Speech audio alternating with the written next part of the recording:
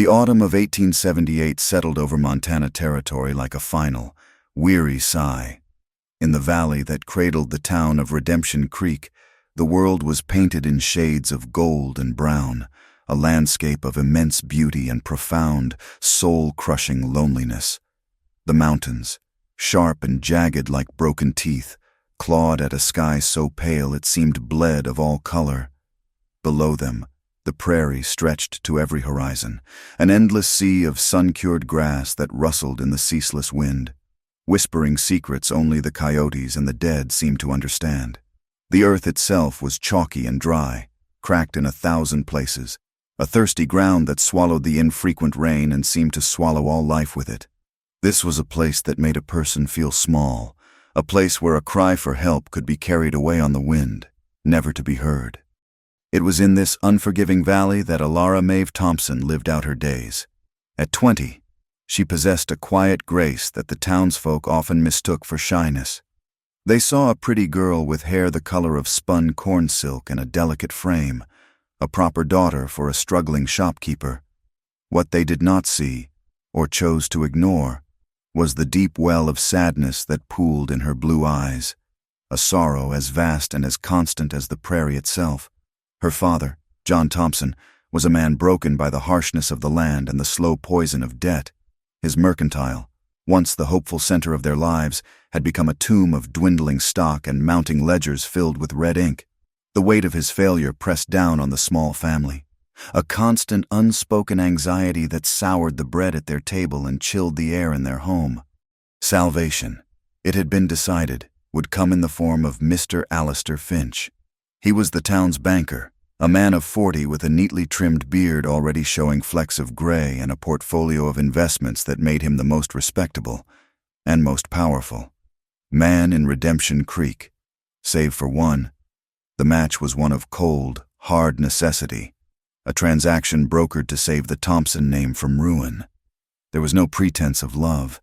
There was only duty, a crushing weight that settled on Alara's shoulders and stole the breath from her lungs. Her days were spent in preparation for the wedding, a slow march toward a life that felt like a cage.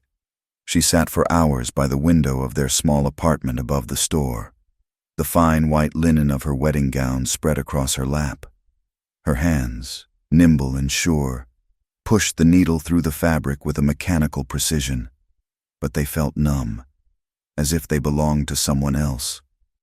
Stitch by slow stitch, she was sealing her own fate. Her gaze would often drift past the dusty main street, past the false-fronted buildings, to the open country beyond. She watched hawks ride the thermals high above the valley floor and imagined their freedom, a soaring, boundless existence so different from her own. Her interactions with Alistair were exercises in polite restraint. He would call on her in the evenings, sitting stiffly in their best parlor chair, his conversations circling endlessly around his own accomplishments, the soundness of his financial decisions, and the plans he had for their life together. He spoke of a new, larger house he intended to build, of the social standing she would bring him, of the children she would provide. He looked at her not with warmth, but with the quiet satisfaction of a man who has just acquired a prized filly, a beautiful possession to be stabled and shown off, an ornament to complete the picture of his success. "The dress is coming along beautifully, my dear," he commented one evening, his eyes appraising the yards of fabric rather than the woman who wore it. "It will do quite nicely. The whole town will be envious." Alara forced a small smile, her needle pausing in mid-air. "I am glad it pleases you, Alistair." "Everything about you pleases me," he said. The words meant to be a compliment, but they landed like a sentence. He saw her as a porcelain doll, perfect and silent. He never asked about the books she read, the wildflowers she loved, or the dreams she held captive in her heart. He did not want to know the real Alara. He only wanted the wife he had purchased. And so she resigned herself to it, a quiet sacrifice on the altar of family honor, feeling a part of her spirit withering with each passing day. While Alara stitched her future into a shroud of white linen, Jasper Kane was mending a bridle in the dusty corral of the Miller Ranch on the far outskirts of town. He was a drifter, one of the countless men who moved with the seasons, their pasts packed away with their meager belongings, their futures as uncertain as the next sunrise. He had taken the temporary work to see him through to the first snow. But he kept to himself, a man of few words in a world of boisterous, often cruel men. His presence was marked by a quiet intensity, a stillness that seemed to draw the world in rather than push it away. There was a profound loneliness about him, an invisible wall that kept others at a distance. He was not a handsome man in the way of city folk, but his face was compelling, weathered by sun and wind into a rugged landscape of its own. His eyes, the color of a stormy sky, held a haunted look that surfaced in unguarded moments, a fleeting glimpse of a life marked by violence and loss. The knuckles on his hands were scarred and broken, testimony to fights he had won and lost, but those same hands could be impossibly gentle. He had a way with spooked horses, a low, murmuring voice and a steady touch that could calm the most frayed of nerves. He observed the world from a distance, his gaze lingering on the horizon, as if searching for something he had long since lost. Beneath the rough, weathered exterior, there was a deep capacity for tenderness, a quiet sorrow that set him apart from the loud, hard-drinking cowboys who filled the town's saloon each night. Their first meeting was as simple and as sudden as a clap of thunder from a clear sky.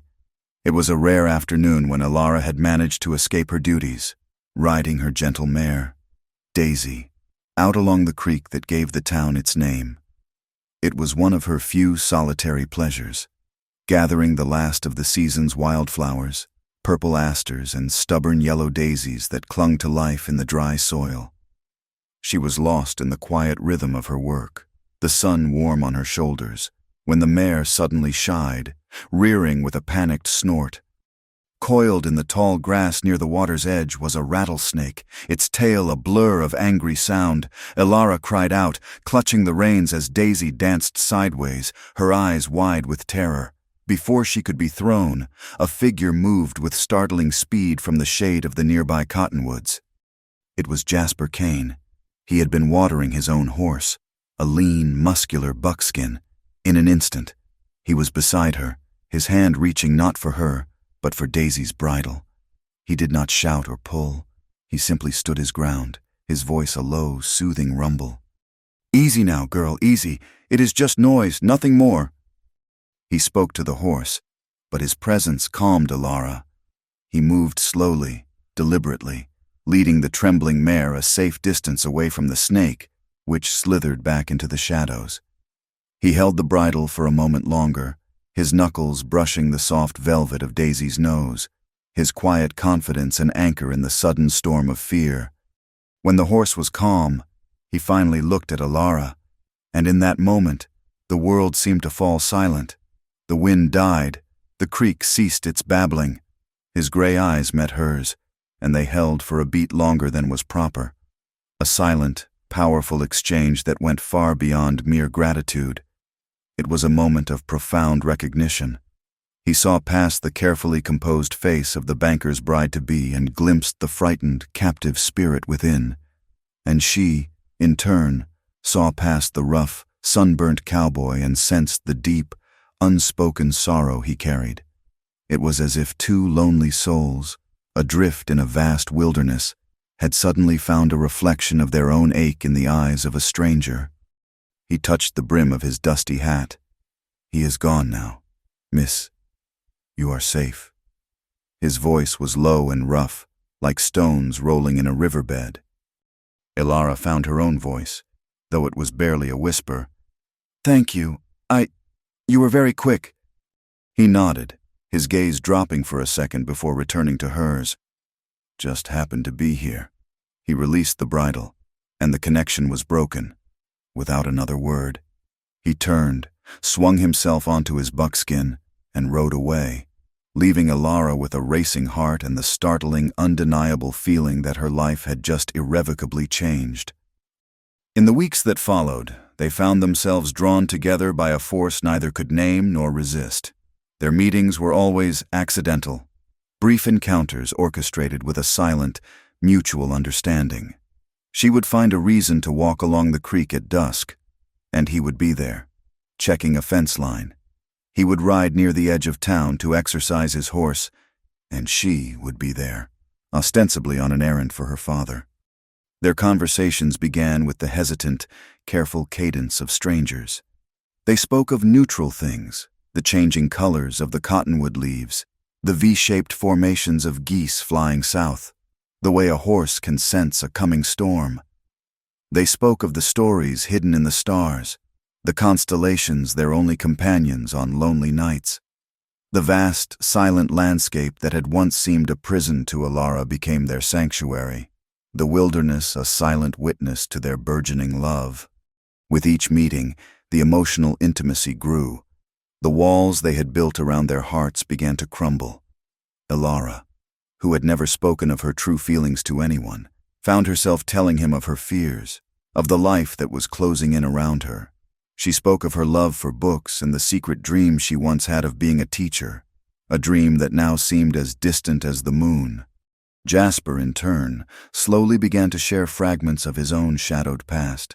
He spoke of a family lost to river fever on the long trail west from Ohio, their graves marked by simple wooden crosses somewhere in the endless plains of Nebraska. He told her of a brutal range war in Wyoming that had claimed the life of his only friend, a memory that still brought a raw, unguarded pain to his eyes. Their bond was not built on whispered promises or romantic ideals. It was forged in a shared understanding of pain, a mutual yearning for a connection that felt real and true in a world of artifice and obligation. The unspoken tension between them escalated into an intense, palpable desire. It lived in the small, powerful moments that passed between them. It was in the way his hand brushed against hers as he helped her over a fallen log, a touch that sent a jolt of warmth through her entire body. It was in the heat that radiated from him as he stood close to shield her from a sudden, cold gust of wind, his scent a mix of leather, dust, and something uniquely his own. It was in the way he looked at her, a look of such profound reverence and longing that it made her feel as if she were the only source of light and warmth in his dark, lonely world. They both knew their love was a dangerous, impossible thing. Alara was betrothed to a powerful man, a pillar of the community. Jasper was a penniless drifter, a man with no name and no prospects, the kind of man respectable folk whispered about with disdain. The rigid, unforgiving social order of their world had no place for a love like theirs. It was a rebellion, a silent and desperate act of defiance against the lives that had been chosen for them. The gossiping whispers of the townswomen and the contemptuous looks cast his way whenever he rode down the main street were a constant reminder of the chasm that separated them. This fragile, secret world they had built was threatened by the shadow of one man, Silas Croft. He was the wealthiest rancher in the entire valley, a man whose land holdings stretched as far as the eye could see. He owned cattle, horses, and, it was said, the town's sheriff. On the surface, Silas was the picture of charm and success, handsome, with dark, confident eyes and a smile that could disarm a man at 20 paces. But beneath that charismatic veneer lay a chilling arrogance, a possessive and cruel nature that saw the world and everyone in it as something to be conquered and owned. Silas had long coveted Alara. His desire had nothing to do with love. It was the simple, brutal impulse of a collector who sees a rare and beautiful object and decides he must have it. He viewed her engagement to Alistair Finch with a kind of contemptuous amusement, seeing the banker as a weak, fussy little man who was merely keeping his prize warm for him. He began to make his intentions known in a series of unnerving advances. He would appear at her father's store, his presence filling the small space, his eyes lingering on her in a way that made her skin crawl. "Miss Thompson," he said one afternoon, leaning against the counter as she weighed out a bag of beans for a customer, "you grow more lovely with each passing day. A flower like you should not be kept in a dusty little shop. You belong on a grander stage." "My place is here, Mr. Croft, helping my father," she replied, keeping her voice steady, her eyes fixed on the scales. His smile was predatory. "For now, but a man like Finch, he will keep you in a glass box. A woman like you needs room to breathe, room to run. His words were laced with a veiled, proprietary tone, as if her future was a matter he had already decided. He had seen her with Jasper, a fleeting glimpse of them talking by the creek, and the sight had ignited a possessive, jealous rage within him. He saw the cowboy not as a rival for her heart, but as a stray dog sniffing at his property. The first major emotional climax of their impossible love affair occurred one evening just a week before Alara's wedding. The weight of their impending permanent separation had become an unbearable physical ache for them both. They met at their usual spot by the creek, but the mood was different, heavy with unspoken grief. A full, luminous moon hung in the black, star-dusted sky, casting the valley in a ghostly silver light. The air was crisp with the first real promise of winter. They stood in silence for a long time, the sound of the water flowing over the rocks the only thing between them. Finally, Jasper spoke, his voice raw with a pain that tore at Alara's heart. "I cannot do this, Alara," he said, his back to her as he stared into the dark water. "I cannot stand by and watch you marry him, watch you walk into that life." He turned to face her, and in the moonlight, she could see the glistening tracks of tears on his weathered cheeks. The sight of this strong, quiet man undone by his feelings broke through the last of her own carefully constructed defenses. "There is no other way, Jasper," she whispered, her own tears beginning to fall. "There is always another way," he said, stepping closer, his voice dropping to a desperate rasp. "I love you. I think I have loved you since that first second I saw you. Sitting on that panicked mare, looking like you were ready to fight the whole world. I would do anything to be with you. We could leave, tonight, ride north and never look back. I do not have much, but I would work my hands to the bone for you. I would give you everything I am." His confession was a dam breaking, and it unleashed a flood of her own pent-up emotions. "I love you too," she cried, the words a sob of both joy and agony. "You are the only person who has ever truly seen me, but I cannot. My family." "Your family is selling you," he said, the truth of his words sharp and brutal. He reached out, his calloused hands gently cupping her face, his thumbs wiping away her tears.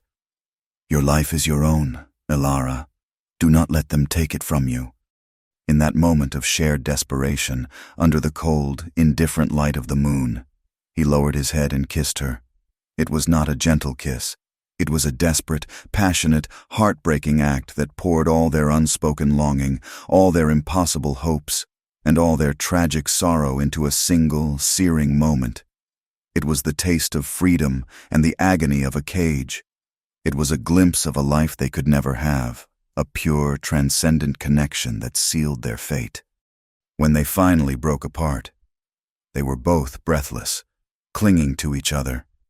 The reality of their situation came crashing back down around them. "Meet me here one last time," he pleaded, his voice thick with emotion. "The night before the wedding. We will think of something. We have to." She nodded, unable to speak, clinging to the fragile, desperate hope he offered, though deep down, a cold dread told her there was no solution, no escape. They separated slowly, two solitary figures walking back toward a world that was determined to keep them apart. The vast, lonely landscape watched them go, its silent, empty spaces a perfect mirror for their profound and tragic love. The day before Alara's wedding dawned cold and brittle, the sky a sheet of hammered gray. In Redemption Creek, a tense, festive energy hummed in the air. Women hurried along the boardwalks, their arms full of late-blooming flowers and ribbons, their voices a constant chatter of final arrangements. The town was preparing for a celebration, a union that would solidify the alliance between commerce and finance, a respectable match for a respectable town. But for Alara, this bustling activity was the sound of her own cage being locked. She moved through the day like a ghost at her own funeral, a silent, hollowed-out version of herself. Her mother and a few of the town's leading matrons fussed around her, their hands pulling and pinning the final alterations on her wedding dress. Their talk was a meaningless drone of fabric and lace, of who would be seated where, of the fine impression the wedding would make. They saw her pallor and the dark circles under her eyes and clucked their tongues, blaming it on bridal nerves. They could not see the sheer terror that had taken root in her soul, a cold, creeping vine that was squeezing the very life from her. Later that afternoon, Alistair Finch arrived to escort her on a final, prenuptial tour of the town. He was preening, his chest puffed out with self-satisfaction as he tucked her hand into the crook of his arm. He paraded her down the main street, nodding to acquaintances, accepting their congratulations with a proprietary air. He was a man displaying his most recent and valuable acquisition. Every person they passed, every polite smile and nod she was forced to return, felt like a fresh betrayal of her heart. Her body was there, walking beside this man, but her mind, her soul, was miles away, in a cottonwood grove by the creek, clinging to the memory of a desperate kiss and a desperate promise. The fragile hope that had sparked between her and Jasper a week ago had faded with the morning light, replaced by a gnawing, acidic dread. What could he possibly do? What solution could a penniless drifter offer against the combined weight of society, family duty, and Alistair's wealth? There was no answer. There was no escape. The path before her was narrow and unyielding, a life of quiet misery stretching out into an endless gray horizon. The small, judgmental town, with its watchful eyes and whispering tongues, was her prison. And tomorrow, she would hand the keeper the key. Her only remaining hope was for a final goodbye, a last moment of truth before the silence fell forever. Miles away, at the Miller Ranch, Jasper Kane was grappling with his own demons. He spent the day working with a feverish intensity, pushing himself to the point of physical exhaustion in a futile attempt to quiet the raging battlefield of his mind. He split logs until his arms ached and his hands were raw, the rhythmic thud of the axe a poor substitute for the violence he wished to unleash. He thought of riding into town, of confronting Alistair Finch in his polished bank office, but he knew the futility of it. He was a nobody, a drifter. He had no standing, no power. His accusations would be dismissed as the ravings of a jealous vagrant. He considered the wild, romantic notion of grabbing Alara and running, of disappearing into the vast wilderness to the north, but the brutal reality of such an act held him in check. They would be hunted, not by the law, but by the land itself. Winter was coming. He had nothing to offer her but a life of hardship and fear on the run, a life far worse than the comfortable cage Alistair was building for her. What right did he have to ask that of her? His love for her was an all-consuming fire, the only pure and decent thing in his life, but his past had taught him a bitter lesson. He was a bringer of ruin. He had watched fever take his family, had seen his best friend fall in a senseless range war. Everything he touched, everything he dared to care for, seemed to wither and die. A profound sense of worthlessness was etched into his very being. He was not good enough to save her. He was only good enough to condemn her to a worse fate. As dusk began to settle, painting the gray sky with strokes of bruised purple and orange, his pain was a palpable thing. He stood in the quiet of the barn, the scent of hay and horseflesh thick in the air, and felt utterly and completely helpless. With a heavy, undecided heart, he brushed down his buckskin, the familiar motions a small comfort in the chaos of his thoughts. He saddled the horse, his movements slow and deliberate, a man walking toward his own execution. He did not know what he would say to her. He did not know what he could do. He only knew he had to see her one last time. Darkness fell completely, a thick, moonless blanket that swallowed the light and muffled the sounds of the world. Alara slipped out the back door of the mercantile. A dark shawl pulled tight around her shoulders, her heart pounding a frantic, desperate rhythm against her ribs. Every shadow seemed to reach for her. Every gust of wind sounded like a whispered accusation. She hurried through the back alleys and out toward the edge of town, toward the cottonwood grove by the creek. She reached their sanctuary, the place that had held all their secret hopes, the rustle of the leaves and the gentle murmur of the water, sounds that had once brought her peace. now seemed ominous and lonely. She stood in the deep shadow of the largest cottonwood, waiting, her senses strained, her body trembling with a mixture of fear and desperate anticipation. But Jasper was not there. Minutes stretched into an eternity. The cold began to seep into her bones. Her anxiety grew with every passing second, a tight, cold knot in her stomach. Perhaps he was not coming. Perhaps he had realized the hopelessness of it all and had simply ridden away, leaving her to face her fate alone. The thought was a sharp, physical pain. She strained her ears, listening for the sound of his horse, for his quiet footfall, for anything. A twig snapped behind her.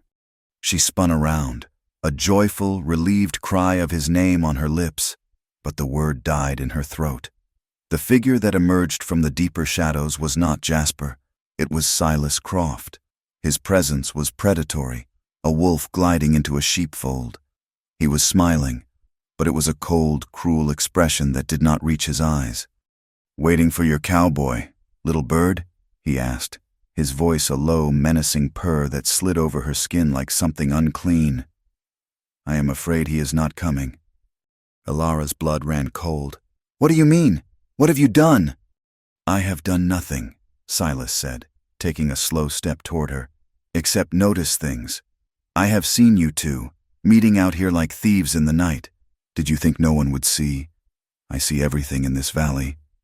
He paused, letting his words sink in. "He is a coward, Ilara, a drifter with no sand in him. When things get difficult, men like him run. He has probably ridden out of the territory by now." "You are lying," she whispered, taking a step back, her hand instinctively going to her throat. "Am I?" He continued his slow, relentless advance. "He cannot give you anything. This life you are dreading, the one with the little banker. I am the only one with the power to give you what you truly want.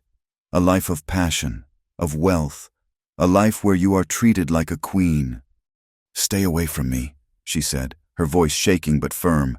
She turned to leave, to run back to the false safety of the town. He was on her in an instant, his hand clamping down on her arm like a manacle. "Not so fast. We are not finished talking." The world tilted.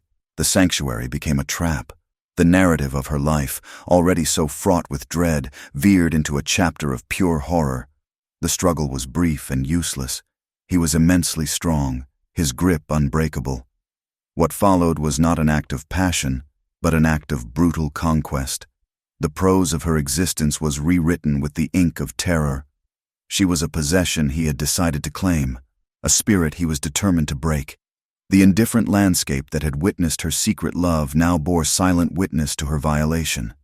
The soft murmur of the creek became a mocking laugh, the rustling leaves a chorus of whispers, and the distant, lonely cry of a coyote, a lament for a soul being torn apart. Silas was cruel and methodical, his actions driven by a twisted desire to possess her, to shatter her defiance, and to erase the memory of a gentle cowboy's touch by force. When it was over, he pushed her away from him. She fell to the cold, damp earth, a broken, discarded thing. He stood over her, adjusting his clothing, his breathing heavy. He knelt, his face close to hers, his breath a foul cloud in the frigid air. "Now you know who you belong to," he whispered, his voice a venomous hiss. "Not the banker, and not the cowboy. You are mine." He rose, and without a backward glance, melted back into the darkness, leaving her battered, bruised, and utterly broken on the cold ground. The world had shattered. Her sense of self, of safety, of hope, completely and irrevocably destroyed. Jasper arrived nearly an hour late. The foreman at the ranch, a man loyal to Silas Croft, had sent him on a fool's errand, a last-minute urgent task to check on a stray herd miles in the opposite direction. It was a delay Jasper would curse for the rest of his days, a setup he would only realize in the cold clarity of hindsight. He rode hard toward the creek, his heart heavy with a sense of impending doom. He found her in the dark, a pale shape huddled at the base of the cottonwood. The scene that met his eyes was a vision from the deepest pit of hell. She was barely conscious, her beautiful dress, The one she had worn for their secret meetings was torn and soiled with dirt and grass stains.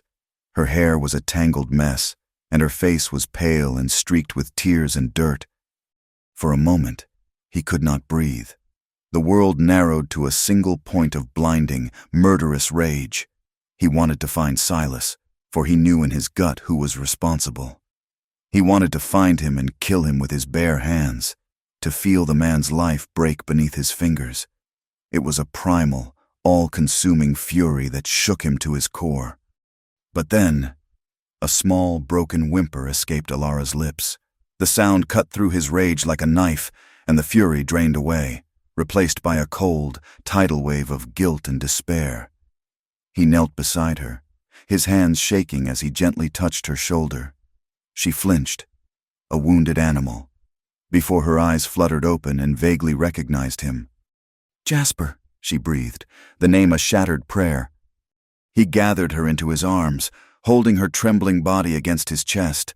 Her whimpers of pain and terror were a physical blow, each one a nail being driven into his own soul. He saw the full, horrifying extent of her ruin, and in that moment, he believed with every fiber of his being that it was his fault. His love for her, the one good thing he had ever felt, had brought this horror upon her. He had been a fool to think he could love her without destroying her. This was the critical, tragic turning point. In the crucible of his grief and self-loathing, Jasper Kane made a devastating decision. His mind, already poisoned by a lifetime of feeling worthless, saw only one terrible, twisted path. To stay would be to ruin her completely. The scandal of the assault, combined with her known association with a lowly drifter, would be a death sentence for her reputation. Silas, with all his wealth and influence, would twist the story. He would paint Jasper as the culprit, or worse, paint Alara as a willing, wanton woman who had gotten what she deserved between two lovers. In a desperate, broken attempt to protect her from that final public destruction, he decided the only thing he could do for her was to disappear, to erase himself from her life, so that at least part of the scandal might die with his absence. He lifted her gently, her body frighteningly light in his arms. He carried her through the darkness, back toward the edge of town, to a place where she was sure to be found. He laid her down in the tall grass near the road, and with hands that trembled, he shrugged off his worn canvas jacket and wrapped it around her shivering shoulders. He leaned close, his own tears falling onto her pale cheek, and whispered a broken apology that she was too delirious to hear. "I am sorry, Alara, for everything." With that, he stood, turned his back on the only woman he had ever loved, and walked away. As he swung himself onto his horse, the storm that had been threatening in the mountains all evening finally broke. A low growl of thunder rolled across the valley, and the first cold drops of rain began to fall. He spurred his horse into a gallop, riding away from Redemption Creek as the heavens opened up, the rain lashing down like a divine, furious judgment. His ride was a frantic, desperate flight, not from the law, but from himself. He was fleeing the image of her broken body, fleeing the sound of her whimpers, fleeing the man he had become, a coward who had failed the one person who mattered. The storm in the sky was a pale reflection of the tempest in his soul. He had abandoned the only good thing in his life, convinced he was a poison she was better off without. He left her in the dirt to face the storm of her life all alone. The first light of dawn found her. A farmer on his way to market discovered the huddled shape in the wet grass. The town of Redemption Creek awoke not to wedding bells, but to a scandal that ripped through the community like a prairie fire. Alara was carried to the doctor's office, physically and emotionally shattered. When she was finally able to speak, her voice a raw, broken whisper, she named Silas Croft as her attacker. But no one believed her. Silas was a powerful man. She was a woman who had been seen consorting with a drifter. Alistair Finch, his face a mask of horrified humiliation, arrived and took one look at her. His concern was not for her, but for his own reputation. In a loud, clear voice for all to hear, he called off the wedding, publicly denouncing her as a liar and a ruined woman. The final blow came from her own family, shamed by the public disgrace and terrified of Silas Croft's wrath. They turned away from her. The whispers of the town were cruel and unforgiving. They painted her as a loose woman, a girl who had played a dangerous game and lost. She got what she deserved. They murmured over their fences and in the pews of the church. She was left utterly alone, stripped of her fiancé, her family, her reputation, and the man she loved. The part ends with Alara curled into a small ball in a cold, borrowed room at the back of the doctor's office. She clutched Jasper's jacket to her chest, the rough fabric smelling of him, of dust and leather and horse. It was the only thing she had left of him, the only tangible proof that the love they had shared was real. As the first waves of a new, horrifying reality washed over her, she finally began to cry. She was a social outcast, a victim blamed for her own violation, and completely, terrifyingly alone. The storm that broke the night Jasper left was only the beginning. In the days and weeks that followed, Alara found herself at the center of a much crueler and more enduring tempest. The initial shock of her ordeal gave way to the harsh, unforgiving reality of her new life. In Redemption Creek, she was no longer Alara Maeve Thompson, the quiet daughter of the shopkeeper. She was a pariah, a living symbol of shame and scandal. The townsfolk, their opinions easily swayed by Silas Croft's quiet influence and Alistair Finch's loud, self-righteous denunciations, shunned her completely. When she was forced to walk down the main street, a hush would fall. Women who had known her since she was a child would clutch the hands of their children and cross to the other side of the street, their faces masks of pious disapproval. Men would either stare at her with a leering, contemptuous gaze, as if she were public property, or they would look away in shame, their silence a different kind of condemnation. She was a ghost in her own town, a constant, unwelcome reminder of an ugliness they preferred to bury. The deepest cut, the betrayal that severed the last anchor to her former life, came from her own family. Her mother took to her bed, weeping with shame, while her father's face became a permanent mask of weary defeat. They could not bear the social ruin she had brought upon them. The whispers, the loss of business at the mercantile, and the ever-present, unspoken threat of Silas Croft's displeasure were more than they could withstand. One evening, about a month after that terrible night, her father called her into the small, cramped parlor. He could not meet her eyes. He placed a small, worn leather pouch on the table between them. It landed with a soft, pathetic clink. "This is all we can spare," he said, his voice a dry rasp. "Your mother and I, we think it is best if you leave Redemption Creek. Find a new start somewhere else. A place where no one knows you." Alara stared at him, the coldness spreading from her stomach through her entire body. He was not asking her, he was telling her. He was casting her out. "Leave?" she whispered, the word catching in her throat. "This is my home." "It is not your home anymore," he said, his voice finally cracking with a terrible, weak anger. "You have made sure of that. There is nothing for you here now." In that moment, she saw him for what he was, a weak man, broken not just by debt, but by fear. He was sacrificing his own daughter to save what little he had left.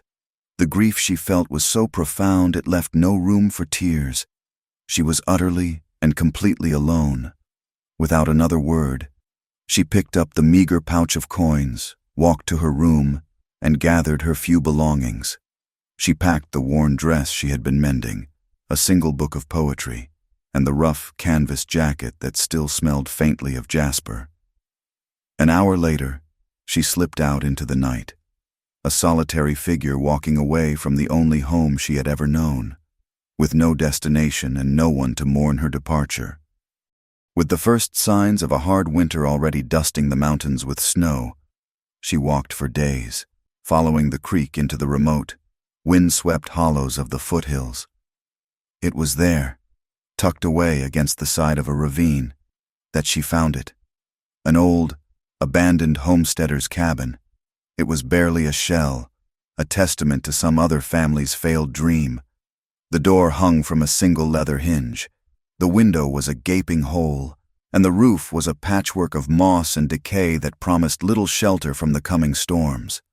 The stone hearth was black and cold, filled with the debris of seasons of neglect, but it was 4 walls and a roof, a refuge from the judging eyes of the world.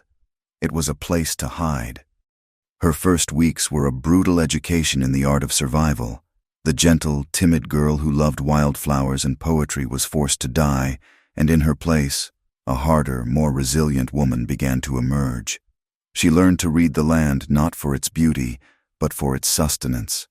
She used the last of her money at a distant, crossroads trading post to buy a small axe, a knife, flour, and salt.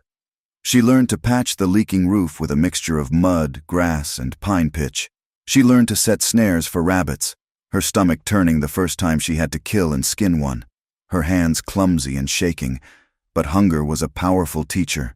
She learned to identify the edible roots the gophers had missed, to endure the bone-chilling cold that seeped through the walls of the cabin, to huddle by a meager fire and pray for the dawn. Her hands, once soft and nimble with a needle, became rough and calloused, scarred by the axe and the knife. Her face, once pale and delicate, became weathered by the relentless wind and sun. This physical transformation mirrored an internal one. Her sadness did not disappear, but it crystallized into a hard, defiant core of strength. Her survival became a quiet, solitary act of rebellion against the world that had cast her out and left her for dead. It was in the depths of that first, brutal winter that the dark tragedy of her life deepened. She had been feeling unwell for weeks, a persistent nausea and a profound weariness that she had blamed on her poor diet and the constant labor of survival. But one morning, the truth dawned on her with the force of a physical blow. She was pregnant. The realization was a complex and violent storm of emotions. At first, there was only horror. This child was a constant, living reminder of Silas Croft's brutality, a brand of her shame made flesh. It was a secret she would have to carry, a new and terrifying vulnerability in a world that was already hostile. But as the days turned into weeks, a different feeling began to surface, something paradoxical and fiercely protective. This child, conceived in violence, was still a part of her. It was an innocent life, a tiny, flickering flame that depended on her for everything. That glimmer of hope became her anchor. The maternal instinct, primal and powerful, rose up to become her primary motivation to live. She was no longer just surviving for herself. She was fighting for the life of her child.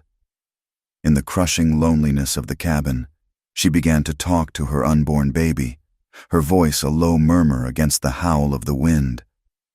"I will not let this world break you," she would whisper, her hand resting on her slowly swelling belly. "I will keep you safe. I will make a world for us here. I promise." This solitary connection, this secret promise, saved her from the abyss of complete despair. It gave her a reason to endure the hunger, the cold, and the loneliness that was as vast as the Montana sky.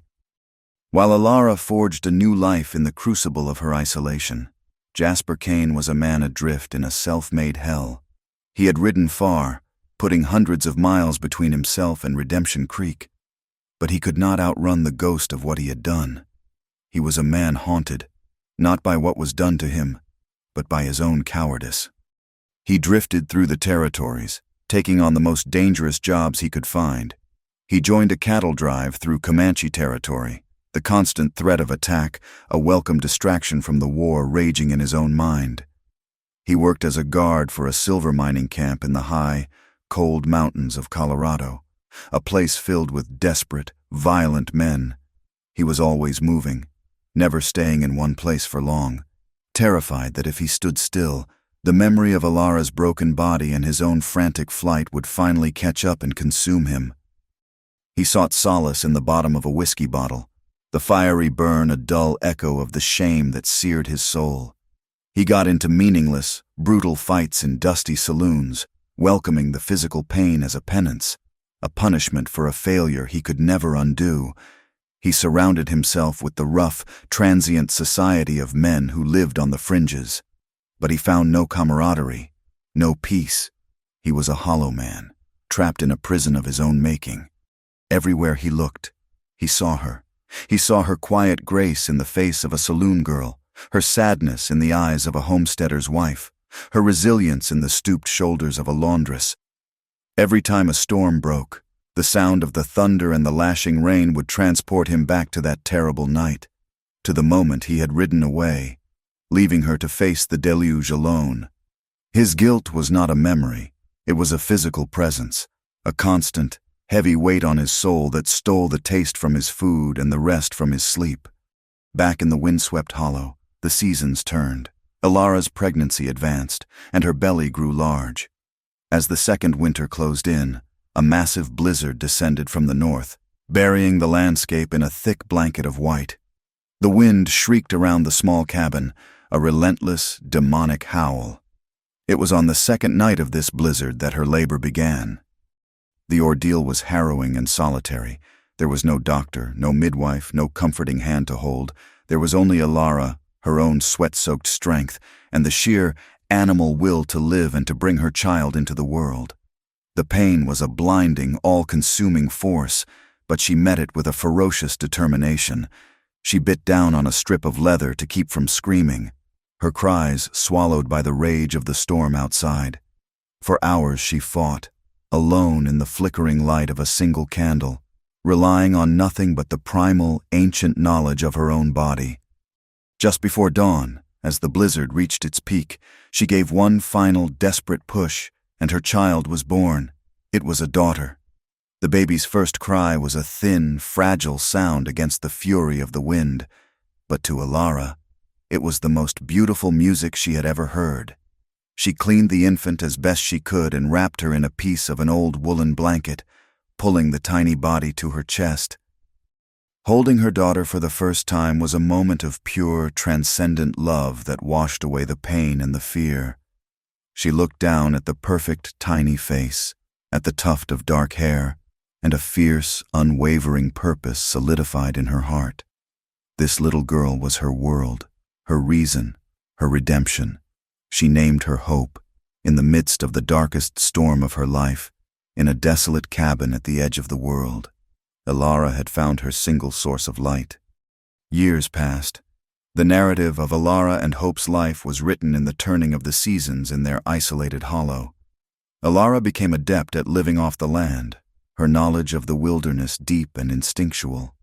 She created a small, protected world for her daughter, a world filled with stories she made up, songs she sang in a soft, clear voice, and the quiet beauty of the mountains and the prairie. Hope grew into a bright, healthy, and curious child, with her mother's determined blue eyes and a spirit as wild and free as the land she grew up in. She knew nothing of the circumstances of her birth, nothing of the society that had rejected them. Her world was the hollow, the creek, the sky, and her mother. But the shadow of the past remained. Ilara was still haunted by nightmares of Silas, his face a recurring torment in her dreams, and in the quiet moments of the day, a deep, aching bitterness toward Jasper would surface. It was a cold, hard anger at the man who had professed his love and then abandoned her when she needed him most. Her maternal protectiveness manifested as a fierce, vigilant caution. She traded a bundle of fine mink pelts for an old but reliable rifle at the trading post and taught herself to use it, her aim becoming steady and true. Her trips to the post were infrequent, her interactions with the trader and the few other people she encountered brief and wary. She had built a fortress around her heart, convinced that trust and love were luxuries she could no longer afford. After nearly 5 years of aimless, self-destructive wandering, Jasper Kane found himself working on a cattle ranch in the dry, sun-baked plains of eastern Colorado. The owner, a man named Jedediah, was a wise, quiet old rancher with eyes that seemed to see right through the rough exterior Jasper presented to the world. Jedediah recognized the deep, festering pain the young man carried and, for reasons of his own, took him under his wing. One night, sitting around a crackling campfire under a vast, star-littered sky, Jedediah finally broke through Jasper's wall of silence. The old man shared his own story of a past regret, a foolish mistake of pride that had cost him the love of a good woman decades ago. "I ran from it," Jedediah said, his voice a low, gravelly rumble as he stared into the flames. "Thought if I put enough miles behind me, the memory would just up and die of starvation." But it did not work that way. He looked over at Jasper, his gaze steady and knowing. "Running from a ghost does not kill it, son. It just teaches it how to follow." The old man's words struck Jasper with the force of a physical blow. In a blinding flash of clarity, he saw the utter futility of his past 5 years, his penance of self-exile, the drinking, the fighting, the constant running. It had all been for nothing. He had not atoned for his failure. He had only compounded it, prolonging his own suffering, and he realized with a fresh wave of guilt, Alara's. He had abandoned her to her fate, never once considering that she might have survived, that she might have needed him. For the first time in 5 years, a glimmer of something other than despair ignited within him. It was not a hope for forgiveness. He knew he did not deserve that. It was a hope for action, a hope that he could do something, anything to face what he had done. The very next morning, Jasper sought out Jedediah. He quit his job, accepting his pay with a quiet thank you that carried the weight of a much deeper gratitude. He spent the day preparing for a long journey. He had no plan, no expectation of a welcome. He did not even know if Alara was still alive. For all he knew, she had perished in that first winter, or had left the territory as her family had surely demanded. But he had to know. He was driven by a singular, all-consuming need to confront his past, to face the consequences of his actions, and to find out what had become of the woman he loved and had so utterly failed in the storm. As the sun began to dip below the western horizon, he swung himself onto his buckskin. He looked east, toward the vast, uncertain landscape that stretched between him and Montana territory. His face was a mask of grim determination. He was no longer running away from his ghost. He was finally riding back to face it. After 5 years of wandering, Jasper Kane rode back into the valley that cradled Redemption Creek. The land was the same, yet different, etched with the subtle changes of passing seasons, much like the man who now looked upon it. The sharp, jagged peaks of the mountains still clawed at the pale sky, but to Jasper, they seemed more like monuments to his own failure. He was no longer the lost, despairing young man who had fled into a storm. He was harder, his frame leaner, his face a roadmap of regret carved by sun, wind, and whiskey. The haunted look in his eyes had not faded. It had deepened, settling into a permanent state of quiet sorrow. He was a man who had made peace with his own damnation, but not with the sin that had earned it. He did not ride directly into town. The thought of walking that dusty main street, of facing the ghosts that resided there, was more than he could bear.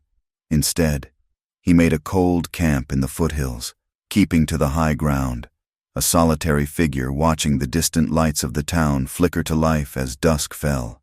For several days, he was a shadow, gathering information with a quiet caution that had become second nature to him.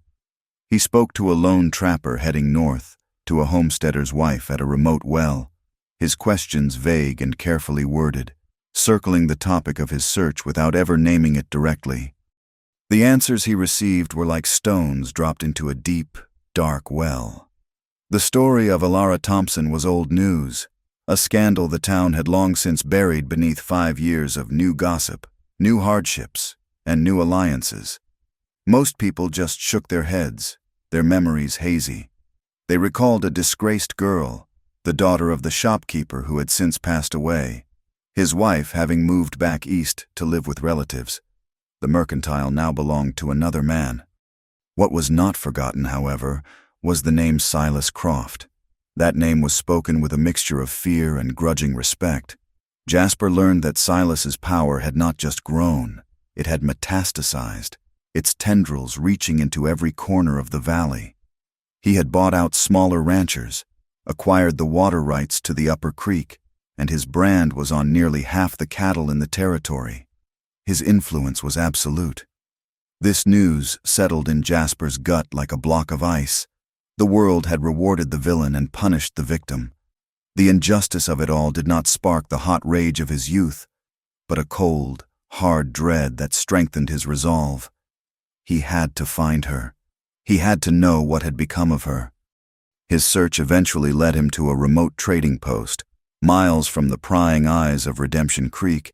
It was a dusty, cluttered place that smelled of oiled leather, tobacco, and salted meat. The trader was a grizzled old man with a wary gaze who answered Jasper's initial questions with non-committal grunts. But as Jasper bartered for supplies, speaking in a low, respectful tone, the old man's demeanor softened slightly. Jasper finally worked up the courage to ask his real question, phrasing it as carefully as he could. "I am looking for a woman who might have passed through these parts some years back. Her name was Thompson, Ilara Thompson." The trader stopped wiping down the counter and looked at him, his eyes narrowing. "Thompson? That name ain't been spoken around here in a long time. She was the one from the scandal in town, wasn't she?" Jasper's heart sank. "I suppose she was—" The trader chewed on the inside of his cheek for a long moment. "Don't know no Thompson," he finally said. "But for the last 4 years or so, there's been a woman. Lives up in the old homesteader's hollow.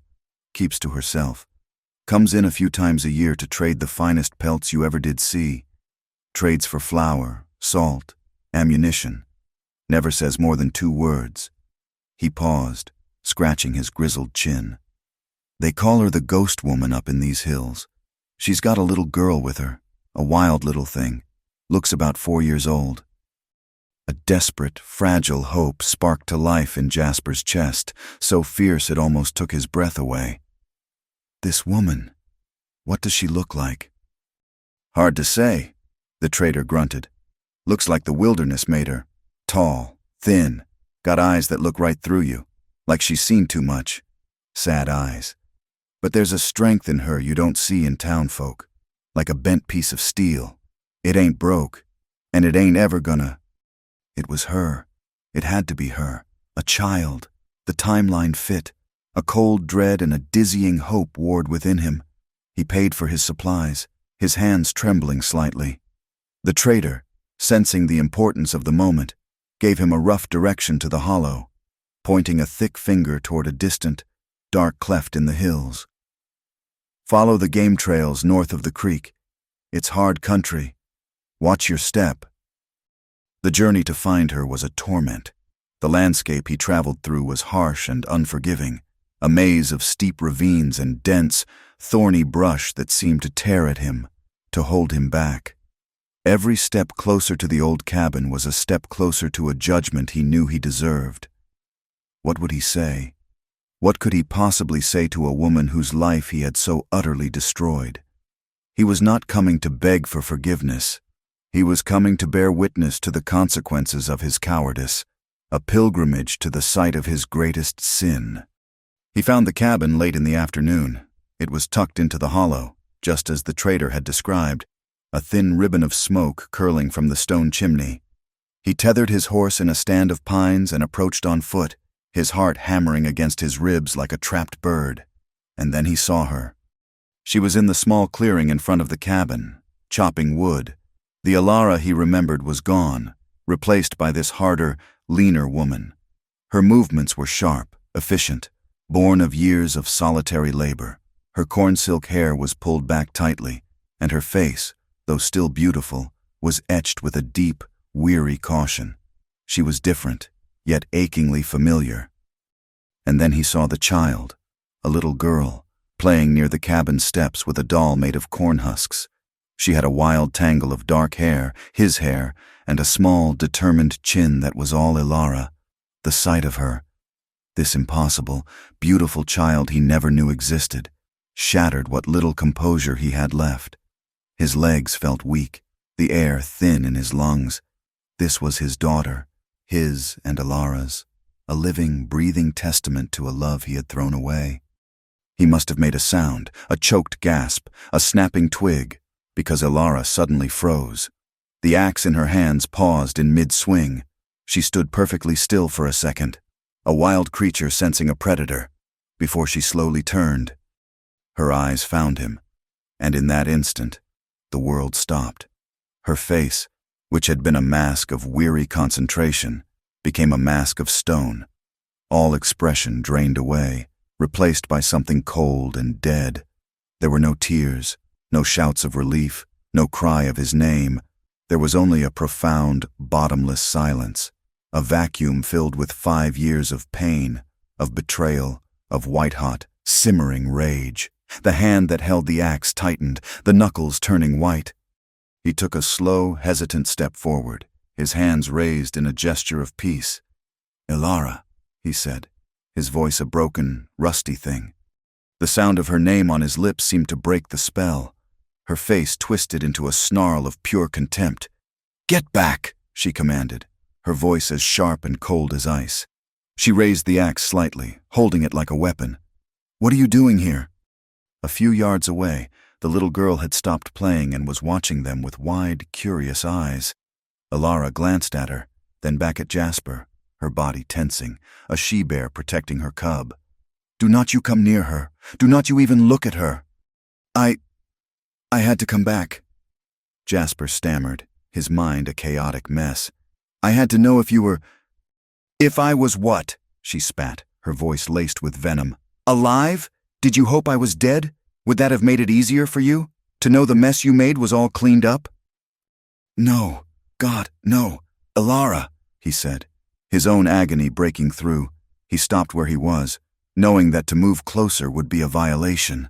Humbled and broken, he offered the only thing he had left, the raw, unvarnished truth.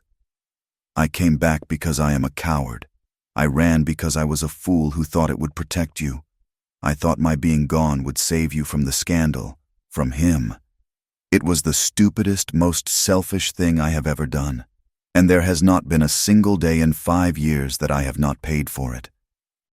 His raw confession, the admission of his own profound failure, did not soften her. Her face remained a mask of stone. "You paid for it?" she asked, her laugh a harsh, ugly sound. "You think you paid for it? You gotta right away. You gotta forget. I was the one who was left here. I was the one shunned by the whole town. I was the one cast out by my own family. I was the one who gave birth to my child alone in this cabin in the middle of a blizzard while you were God knows where, drinking away your precious guilt." She took a step toward him, her eyes blazing with a fire that had been banked for 5 long years. "Your regret means nothing to me. It is a useless currency here. You want to do something for me? Then you can turn around, get on your horse, and ride away.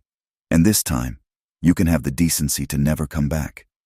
She disappeared into the cabin for a moment and returned with the rifle. She did not point it at him, but held it with a grim familiarity that spoke volumes. "I mean it, Jasper, leave, now!" He looked from her cold, unforgiving face to the small, dark-haired child who was now hiding behind her mother's skirts, peering at him with his own gray eyes. It was a wound deeper than any bullet could make. With a final, heartbroken look, he turned and walked away, the weight of her words a physical burden on his shoulders. But he did not go far. He could not. To leave her again, to abandon his child the moment he had found her, was an impossibility. It would be a repetition of his original sin, a confirmation of the coward she believed him to be. He rode just out of sight of her cabin, beyond the boundary of the hollow she had claimed as her own, and made a crude, cold camp by a small spring. He was not there to force himself upon her, but to keep a silent, respectful vigil. It was his penance. He would be a ghost at the edge of her world, a protector she did not want but desperately needed. He began to leave things for her. In the early dawn, before the sun had risen, he would hunt. He would leave a freshly dressed deer or a brace of rabbits at the edge of the clearing. A silent offering. He would spend his days cutting firewood, stacking it neatly where her property began. One afternoon, he spent hours carving a small, detailed wooden horse, its lines smooth and perfect. He left it on a stump where he knew the child would find it.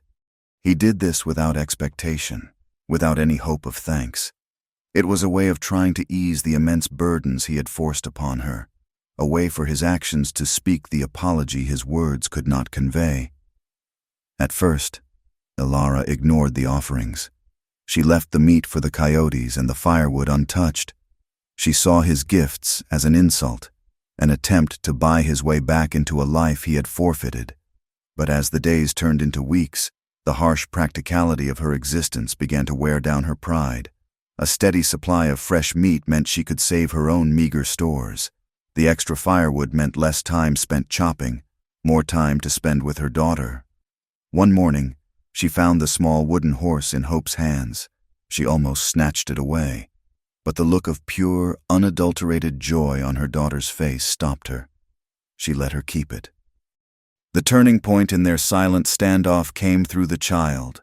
Hope, with the boundless, unafraid curiosity of the young, was intrigued by the silent man who lived at the edge of her woods. She would watch him from a distance as he went about his quiet, solitary tasks. He never approached her, never tried to speak to her, but he was always aware of her presence. He would sit quietly, carving another small animal, and she would watch, her head cocked to the side. One afternoon, a near tragedy struck. Hope, chasing a butterfly, wandered too close to the steep, rocky ravine at the edge of the hollow. Ilara was at the cabin, her back turned for only a moment. The child's foot slipped on a patch of loose shale. She cried out, a small, terrified sound. As she slid, her fall stopped only by a gnarled, exposed root just inches from the edge. Ilara heard the cry and spun around, her heart seizing with terror. She was too far away. She began to run, but she knew she would not reach her in time. But Jasper, who had been watching over them from his silent post in the trees, was already moving. He sprinted across the clearing with a speed and agility that stunned her, covering the ground in a few long, desperate strides. He reached the edge of the ravine, leaned down, and scooped the terrified, crying child into his arms, pulling her back to the safety of solid ground. He carried her back to Ilara, who had stopped, breathless and shaking. He gently placed the sobbing child into her mother's arms. Their eyes met over the top of Hope's dark, tangled hair. He did not say a word. There was no triumph in his gaze, no hint of, "I told you so." There was only a deep, shared terror and a profound relief. Without waiting for a word of thanks, he turned and retreated to his camp, leaving Ilara to comfort their daughter.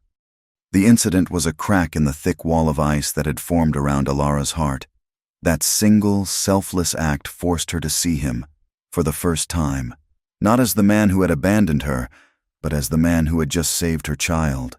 The foundation of her anger, so solid for 5 long years, had been shaken.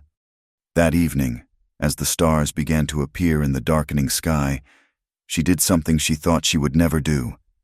She left Hope sleeping safely in the cabin and walked to his camp. He was sitting by a small, low fire, staring into the flames. His shoulders slumped with a weariness that seemed to come from his very soul. He looked up as she approached, his expression one of surprise, but he did not speak, letting her set the terms. The conversation that followed was different from the first. It was quieter, punctuated by long, painful silences. She did not forgive him. The wounds were too deep for that. But she asked the question that had haunted her for 5 years. "Why, Jasper, why did you leave me?" He finally told her everything.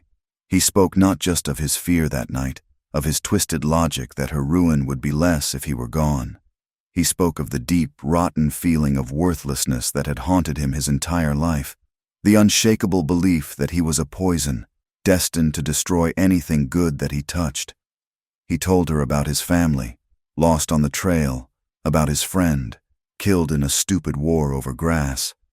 He told her about his 5 years of wandering, of the emptiness of an existence that held no meaning without her. He spoke without excuse, laying his broken soul bare for her to see. For the first time, she heard the true depth of his suffering. It did not excuse his actions. It did not erase the lonely nights, the solitary birth, the years of bitter struggle. But it allowed her to understand him. She saw not a cruel man, but a broken one, a man who had made a terrible, tragic mistake out of a twisted, self-hating form of love. When he was finished, a long silence fell between them, filled only by the crackle of the fire. "The little girl," he finally whispered, his voice thick with unshed tears. "Is she—" "Her name is Hope," Ilara said, her voice soft but steady. "And yes, she is yours." The part concludes with a fragile, tentative truce, a single blade of grass pushing its way through the frozen ground. "You can move your camp closer," she said, her voice barely audible, "to the edge of the creek, where we used to meet." It was a monumental concession. "She has been asking about you. You can speak to her. You can tell her your name is Jasper." The wall between them was still immense, a mountain range built of years of pain and corrosive mistrust, but a small, narrow gate had been opened. The dark tragedy of their past was still a palpable presence, a ghost that would likely walk beside them for the rest of their days. But now, it was joined by a fragile, terrifying glimmer of hope for a future they had both long believed to be impossible. Jasper knew he had a mountain to climb to even begin to earn her trust, and Ilara was terrified of the old feelings that were beginning to thaw in her frozen heart. But for the first time in 5 long, lonely years, they were no longer crying alone. They were standing together, on opposite sides of a deep chasm, finally looking at each other again. The fragile truce established between Ilara and Jasper in the harsh Montana hollow began to evolve with the slow, deliberate pace of the changing seasons, as he had been permitted. Jasper moved his camp from the cold, lonely spring to the bank of the creek, to the very spot where their impossible love had first taken root. He became a consistent, quiet presence at the edge of their lives, a guardian watching from a respectful distance. He never overstepped his bounds, never presumed an intimacy he had not earned. He waited for Ilara's lead, his every action a silent question, seeking her permission. He began to help with the heavy chores that had worn her down over the years. He repaired the leaky roof of the cabin. His hammer blows a steady, reassuring rhythm in the quiet of the hollow. He cleared a patch of stubborn, rocky land for a small garden, his muscles straining as he levered boulders from the earth that she could never have moved alone. He hunted for them, his skill with a rifle ensuring they always had fresh meat, a luxury after years of subsisting on rabbits and roots. He did all this with a quiet dedication, channeling his deep well of regret into acts of service. The primary catalyst for change, the gentle force that began to thaw the frozen landscape of Ilara's heart, was their daughter, Hope, in her childlike innocence, saw not a failed man or a ghost from the past. She saw a father. She was drawn to his quiet, gentle nature. He was patient and endlessly kind with her, his gruff exterior melting away in her presence. He taught her things a mother could not. He showed her how to read the stories written in the tracks of animals, how to tell a deer from an elk, a coyote from a wolf. At night, he would point to the sky and teach her the constellations, telling her the ancient stories of the hunter Orion and the Great Bear, his low voice a soothing rumble under the vast, silent canopy of stars. He told her stories of his travels, of the vast deserts to the south and the great rivers of the east, painting pictures of a world beyond their small, isolated hollow. Hope, who had known only the company of her mother, adored him. She would run to meet him in the mornings, her small hand fitting perfectly into his large, calloused one, through her daughter's shining, adoring eyes. Ilara began to see the man she had first fallen in love with. She saw the tenderness that lay beneath the layers of guilt and regret, the fundamental goodness that she had once believed in so fiercely. With this slow, hesitant healing, the romantic love and intense desire that had been buried alive for 5 years began to stir, pushing its way to the surface like a stubborn spring flower through frozen ground. The air between them grew thick with unspoken emotions, creating a powerful, painful tension. It lived in the moments of charged silence across the crackling fire at night, their eyes meeting in the flickering light and holding for a beat too long. It was there in the accidental brush of his hand against hers as they worked side by side in the new garden, a simple touch that sent a jolt of long-forgotten warmth through her. Their internal struggles were a silent, constant battle. Ilara was terrified of her own feelings. The cautious, hard woman who had survived alone felt betrayed by the part of her that still yearned for him. To forgive him felt like a betrayal of her own strength, an invalidation of the years of solitary suffering. To trust him again felt like a foolish, impossible risk, like inviting the storm that had nearly destroyed her back into her house. She fought against the pull of her own heart, her demeanor toward him often shifting between a tentative warmth and a sudden, cold distance. Jasper, for his part, was desperate for her forgiveness but felt he had no right to ask for it, no right to even hope for it. He saw the love and trust in his daughter's eyes and felt a fresh wave of shame for the years he had missed. He saw the cautious hope warring with deep-seated fear in Ilara's gaze and knew that he was the cause of that pain. And so, he channeled all his love, all his desperate longing, into his actions. He tried to rebuild her world, one repaired fence post, one stacked cord of wood at a time, hoping he could prove he was no longer the man who ran, that he was a man who would stay and build and protect. Just as a fragile peace had begun to settle over the hollow, the external threat that had created their tragedy re-emerged, shattering their delicate new world. Silas Croft, on a hunting trip deep in the foothills, was tracking a large buck when the trail led him unexpectedly into a familiar, secluded hollow. He crested a ridge and stopped, his eyes narrowing. Below him was the old, abandoned homesteader's cabin, but it was no longer abandoned. A plume of smoke rose from the chimney, and a small, fenced garden was carved into the earth.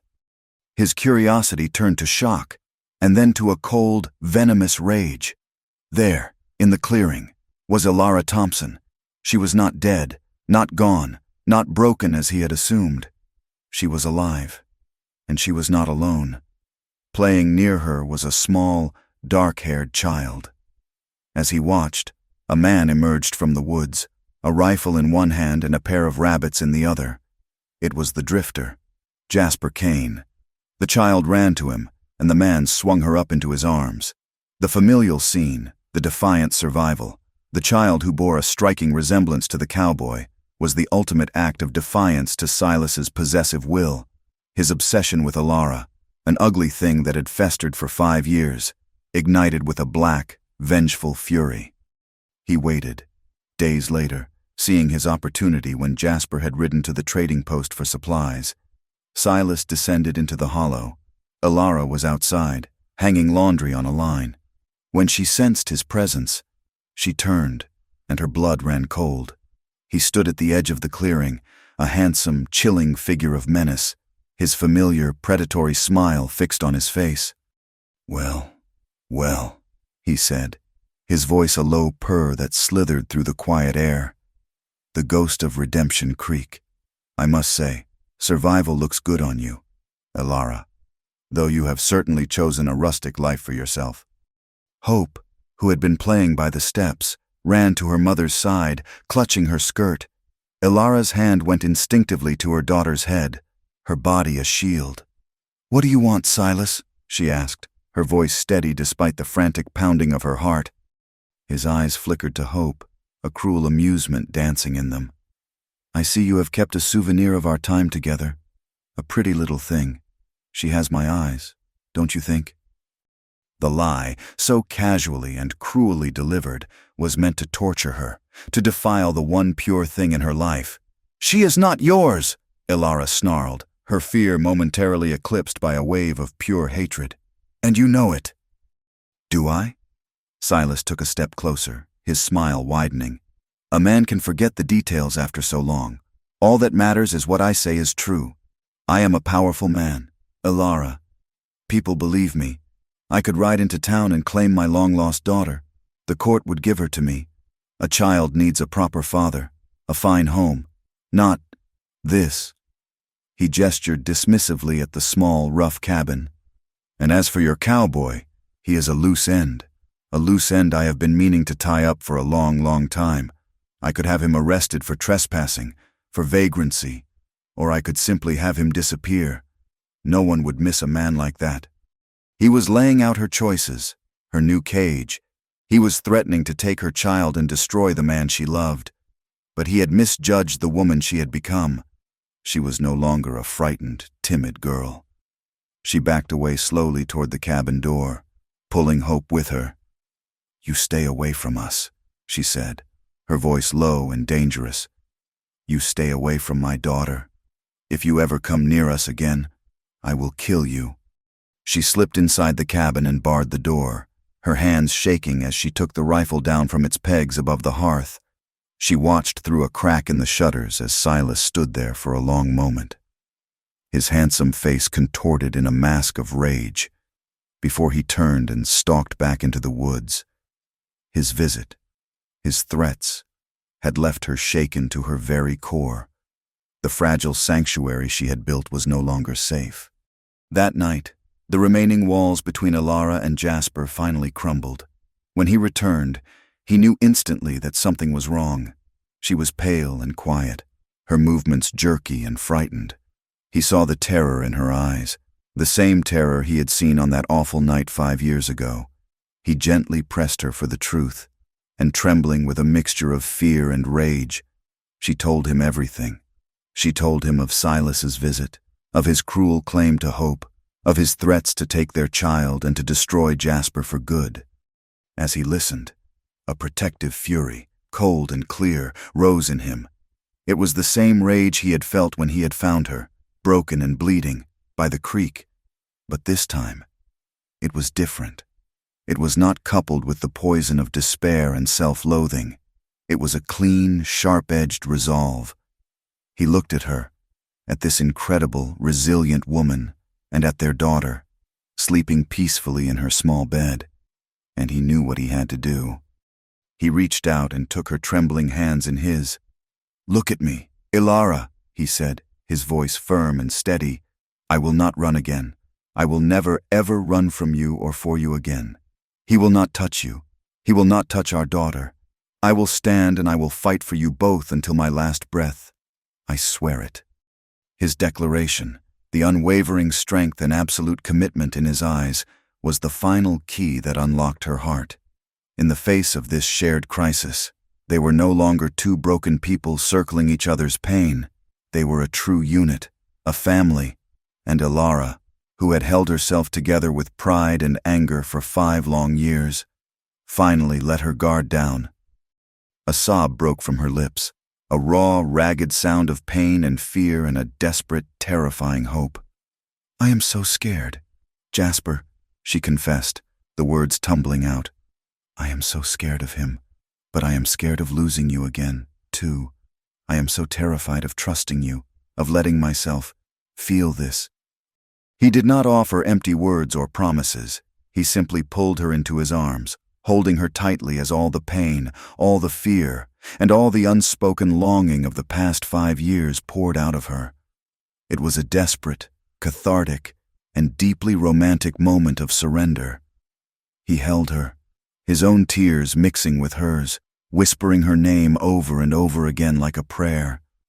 They stood there for a long time, two souls who had been lost in a storm, finally finding their way back to each other's arms. That night, they came together not just in an act of physical desire, but in a powerful healing act of reclaiming the intimacy that had been so brutally stolen from them, a profound affirmation of a love that had endured through years of silence, sorrow, and separation. The fight for justice began the next morning. Jasper knew he could not simply ride out and kill Silas Croft. That would make him a fugitive, leaving Alara and Hope unprotected and alone once more. He needed to expose Silas for the monster he was, to bring him down not with a bullet, but with the truth, no longer a drifter, but a man with a singular, driving purpose. He rode toward Redemption Creek. He walked into the town saloon in the middle of the afternoon. The room, filled with ranchers and cowboys, fell silent. All eyes turned to him. Silas was there, holding court at a corner table, a glass of whiskey in his hand. He looked up, and a slow, arrogant smile spread across his face when he saw Jasper. Jasper walked directly to his table. "Silas Croft," he said, his voice clear and steady, ringing through the silent room. "I am here to call you out. I accuse you of attacking Alara Thompson 5 years ago, on the night before her wedding."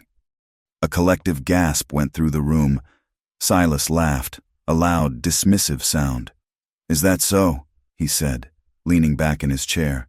"This is old news. Cowboy. The town decided long ago what happened that night. You are just a jealous liar, and she is a ruined woman who tried to blame an innocent man for her own loose morals." "She is not a liar," Jasper said, his voice dangerously low. "She is a victim, your victim." "That is enough," a voice boomed from the doorway. It was the sheriff, a big, beefy man whose loyalty to Silas was well known. "You are under arrest for disturbing the peace and making slanderous accusations. Kane." As the sheriff started to move toward him, Jasper held up a hand. "I am not the only one with a story about this man," he announced, his voice carrying to every corner of the saloon. He had anticipated this. He had spent the last few weeks quietly and discreetly seeking out others who had been wronged by Silas. He had spoken to a homesteader whose land and water had been stolen through forged documents. He had spoken to a former ranch hand who had been brutally beaten and fired for a minor offense. For a moment, no one moved. The silence was thick with fear and indecision. Then, from the back of the room, a stooped, older man slowly shuffled forward. It was the old ranch hand, his face a road map of a hard life. "He is telling the truth," the old man said, his voice raspy but clear. "I saw what Croft did to one of his own horses that went lame, and he beat me half to death just for asking for the pay he owed me. He is a violent, cruel man." The old man's words created a crack in the wall of fear that had surrounded Silas for years. A murmur went through the crowd. Silas, seeing his absolute control slipping for the first time, lost his composure. His handsome face contorted into a mask of pure rage. "You old fool," he snarled, and his hand went for the pistol at his hip. The saloon exploded into chaos. Silas drew his gun, but Jasper, who had been expecting it, was faster. He dove sideways, knocking over a table, as a shot rang out, splintering the bar. In the ensuing pandemonium, Jasper came up, his own pistol in his hand. He was not the same man who had fled 5 years ago. His years on the trail, living in dangerous places among dangerous men, had made him a skilled gunman. He fired once, his aim true. The shot did not hit Silas, but struck his gun, sending it flying from his hand. He stood over the disarmed, shocked rancher, proving to the entire room that he was not a murderer, but a man seeking a justice that was long overdue. At that moment, the swing doors of the saloon pushed open again. 2 men stood there. One was Jedediah, Jasper's wise old employer from Colorado. The other was a tall, stern-faced man with a silver star pinned to his vest, a U.S. Marshal who happened to be in town investigating a federal land dispute. Jasper, in his quiet planning, had sent a letter to Jedediah, knowing he was a widely respected man in the territory. Jedediah stepped forward, carrying a leather satchel. "Marshal," he said, his voice calm and authoritative, "I believe you will find this interesting. It is a sworn affidavit from a man in Wyoming who witnessed Silas Croft murder his partner over a poker game 10 years ago. It also contains evidence of his cattle rustling and land fraud schemes right here in this valley." The combination of the public confrontation, the witness testimony of the old ranch hand, and Jedediah's irrefutable evidence was a tide that could not be turned. The marshal, a man immune to Silas's local influence and payroll, walked forward, pulled a pair of handcuffs from his belt, and clamped them on Silas Croft's wrists. "Silas Croft," he said, his voice ringing with finality, "you are under arrest." The part ends in the immediate aftermath of the showdown. Jasper stood in the dusty street outside the saloon, his body bruised, his knuckles bleeding, but his spirit whole.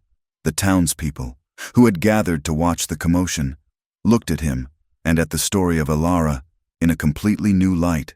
The deep-seated prejudice had not vanished overnight, but its foundation had been shattered.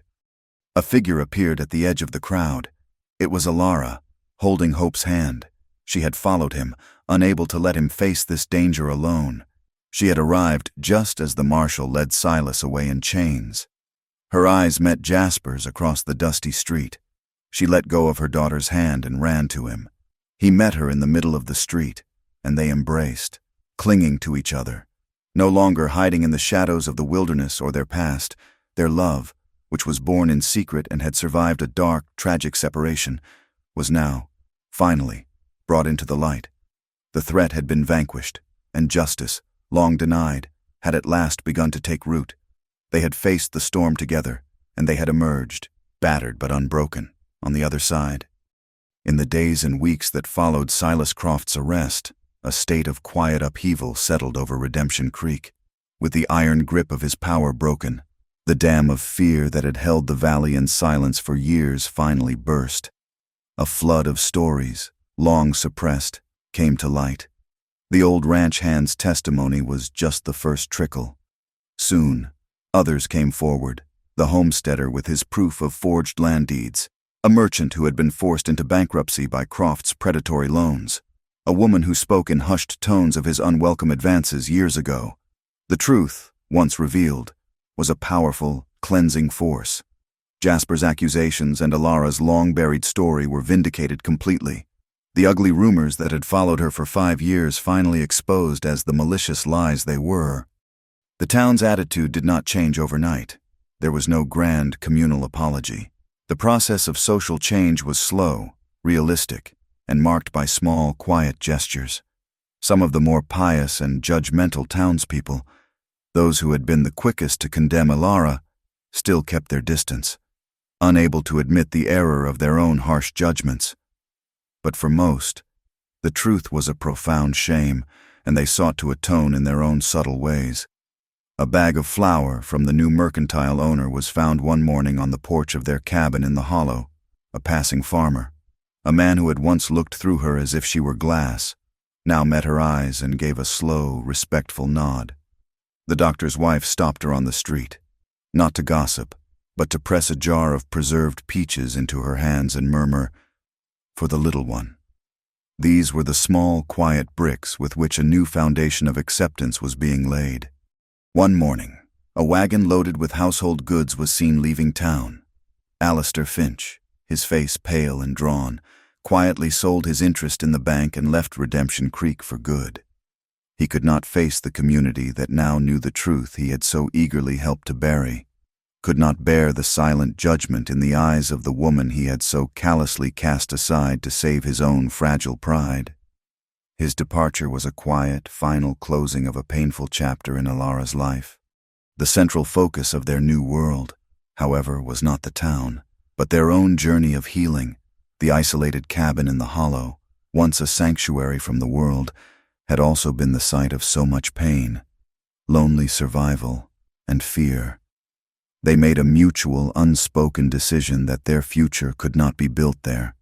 With the money Jasper had carefully saved during his years of wandering, and with a small loan from a deeply grateful and remorseful Jedediah, they purchased a small plot of their own land down in the valley.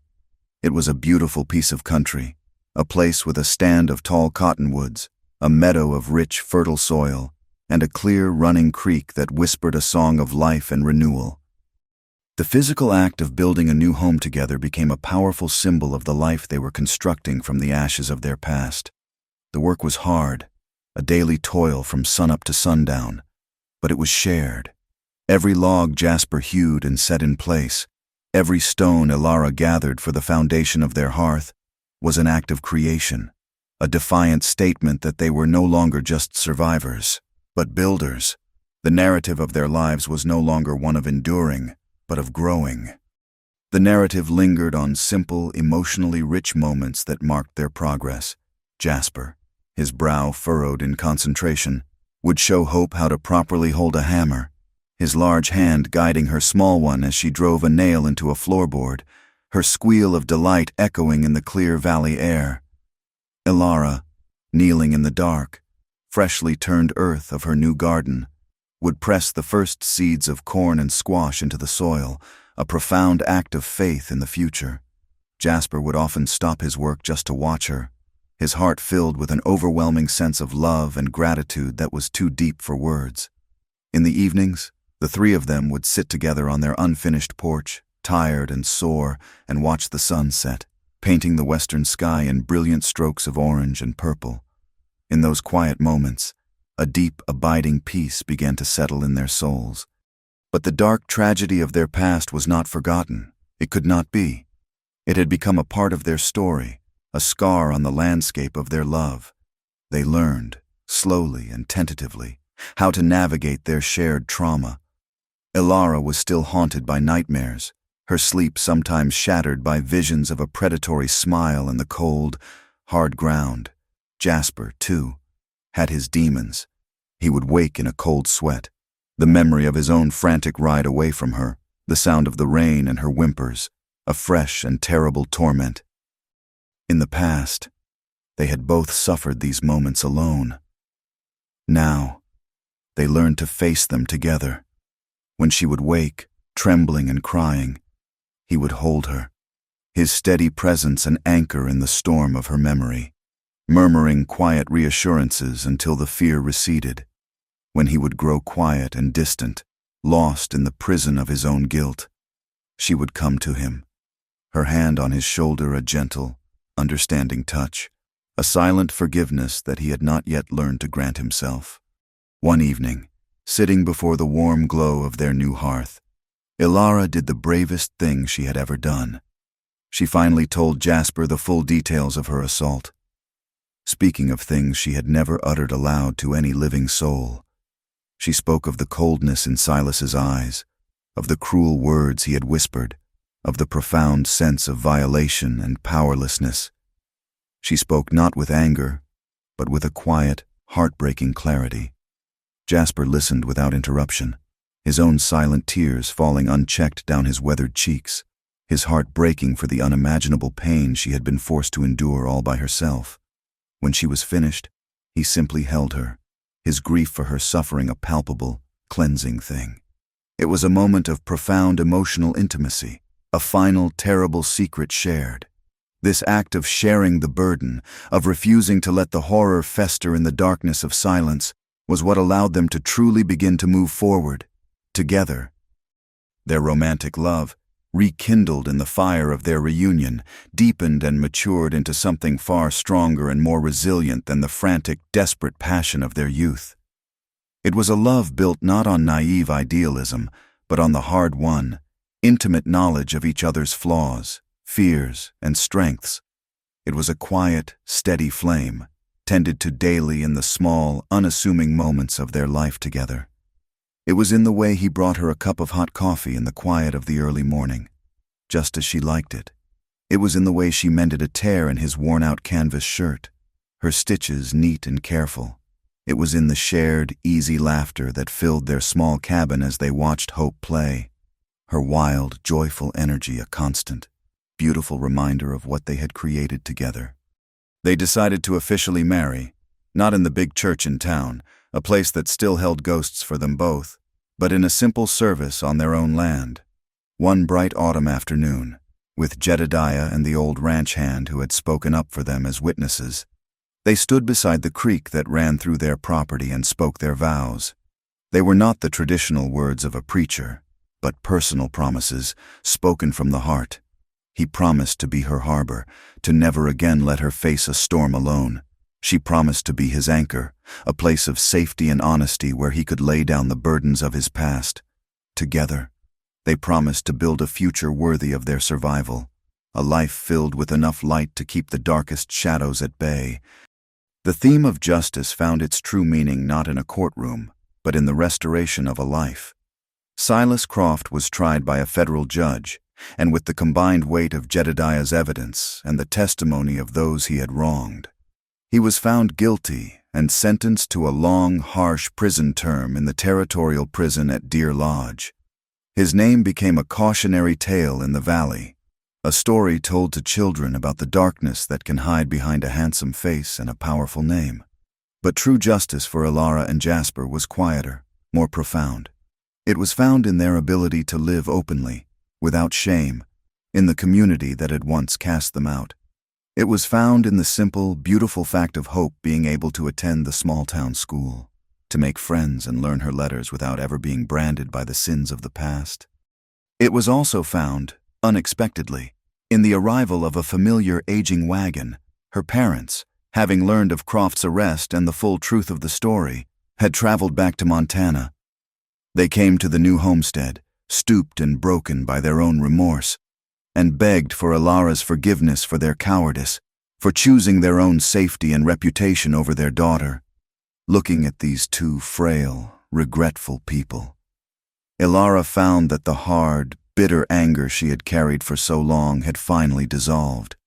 She granted them her forgiveness, not for their sake, but for her own, to free herself from the last vestiges of the bitterness that had been her shield for so long. The glimmer of hope that had sparked in a dark hollow was solidified into a lasting, durable peace. Several years passed. The small plot of land grew into a thriving small ranch, with a herd of healthy cattle and a field that produced a bounty of corn and hay each year. They had another child, a son, a quiet, steady boy with his father's stormy gray eyes and his mother's gentle smile. Their family was a living testament to resilience, a sanctuary of love and stability they had carved out of the harsh, unforgiving western landscape. Their lives were not perfect. The land was still demanding, the winters were still hard, and the faint outlines of the scars on their souls remained. But they were together, and their bond, tested by fire and time, was unbreakable. The final scene of their story came one late summer afternoon. A powerful thunderstorm, eerily reminiscent of the one that had raged on the night Jasper had left, rolled into the valley. The sky turned a dark, bruised purple, and the wind howled through the cottonwoods. Inside the small, sturdy cabin, a fire crackled in the hearth. Young Hope, now a girl of 8, who had an inherited fear of the thunder's violent roar, began to cry. Ilara moved to comfort her, pulling her close, but as the first clap of thunder shook the cabin, she could not stop a flicker of old trauma, a shadow of memory, from passing through her own eyes.